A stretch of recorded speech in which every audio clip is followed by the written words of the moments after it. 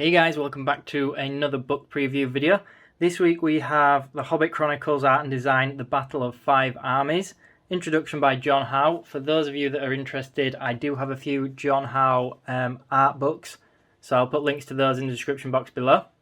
So there's a quick look at the back, and you might have noticed the cover, instead of having gold foil on this time, we've got a nice silver one.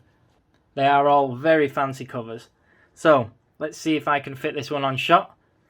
This is number 5 in the series of 6 books. I've literally just finished recording the 4th one, which is this one here, Cloaks and Daggers. And I figured I'd record this one at the same time, so definitely check that out if you haven't already. As usual, I'll leave it on the contents page for a second so that you guys can pause it. So I mentioned in the last video, I commented on the video that I'd recorded before that I had left the video going for about 10 minutes, which was probably like twice the length of what I intended it to be for a book preview video. And I said I was going to keep it much shorter. To be honest, it's still probably going to be a long one, if not even longer, that one. So I'm definitely going to skip more pages at a time this time, or maybe skip through them a little bit quicker. And also you might have noticed this and last week's video, I have a bit of a textured background, let's call it, compared to my desk. I have a black desk, and for some reason it makes the video camera go a little bit pixelated or noise. I don't know what the term is, but it makes it go a little bit dodgy on camera, so I figured I would give this a go. So anyway, now to the actual book. The first thing I've noticed just upon opening this page is we have more weapon designs, which I always say is absolutely awesome. Throughout these books, there has been absolutely tons of weapons and armour. So I'm really excited about that. Really great to learn from as well if you draw that kind of thing. So without repeating myself too much, if you've already watched the other books, there are 6 books in this series, and this is book number 5.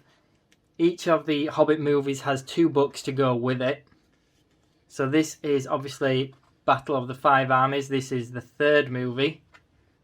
And of the 2 books for each movie, one of them is more art and sort of concept design, paintings like this, sketches. These are the ones that are my personal favourites.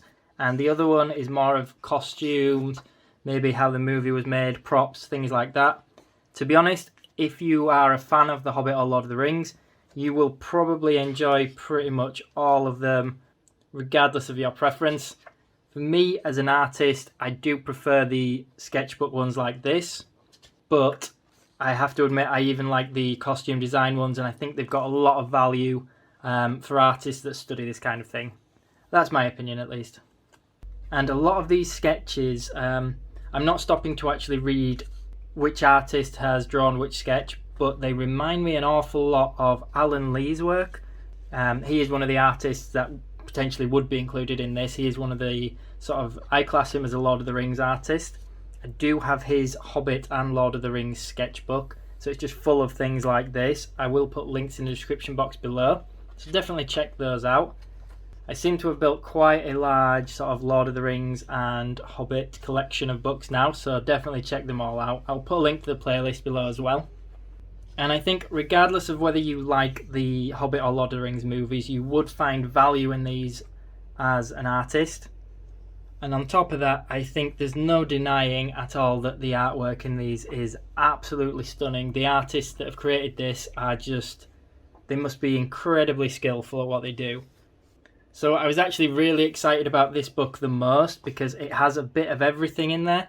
You've got a lot of elves, dwarves, men, and of course, you know, the orcs and stuff like that, which admittedly we have seen in the other books, but this one has all of it in, and a lot more battle scenes, battle illustrations, specifically goes into individual characters' weapons.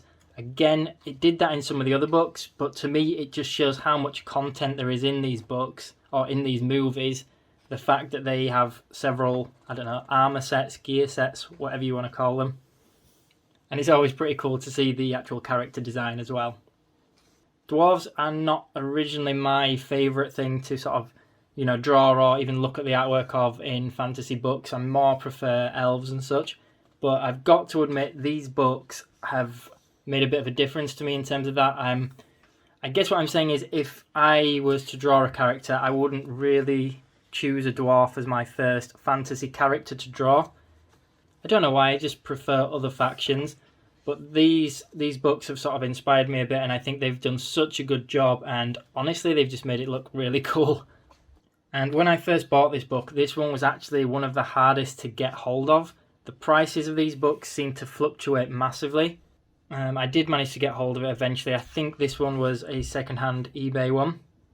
Also, a nerdy fact there, you'll notice that the helmet that he wears is the same as the one he gives to Gimli, which it might actually be showing in the picture there, but I remember reading that online. My mind was blown anyway. For me, that was cool. Yeah, this is one of the books though that I was really excited about, because the artwork ones are my favourite, and armour design is something that I'm really into, and I just think that the armour designs in the final battles of this movie were really cool, and they're so well displayed in this book. I mean, there's so much content in these as well. It's absolutely jam-packed. So far, each of the books has had a fold-out at the back. I'm guessing this one will be the same. So I think that this is normally where the fold-out is, so this is like the equivalent. This is the first one that actually doesn't have a fold-out. It's got something a little bit different. I think this is meant to be like the equivalent of a print. It's got these jagged lines here as if you can cut it and tear it out. I'm actually pretty lucky then, because assuming that's what it is, I bought the book secondhand, so there's a chance that someone else could have, taken it out. But I'm glad they didn't. So that's it, guys. This one is definitely one of my favourites, but I do absolutely love them all. Definitely a bit of a fanboy, but I think you can find value in these books regardless. Definitely leave me a comment below though. Let me know what other books you guys want to see a video on, especially now that we're coming to the end of the Hobbit book series. And let me know which is your favourite so far too. Aside from that, guys, make sure you hit the thumbs up button and subscribe, turn notifications on for future content. Thanks for watching, everyone.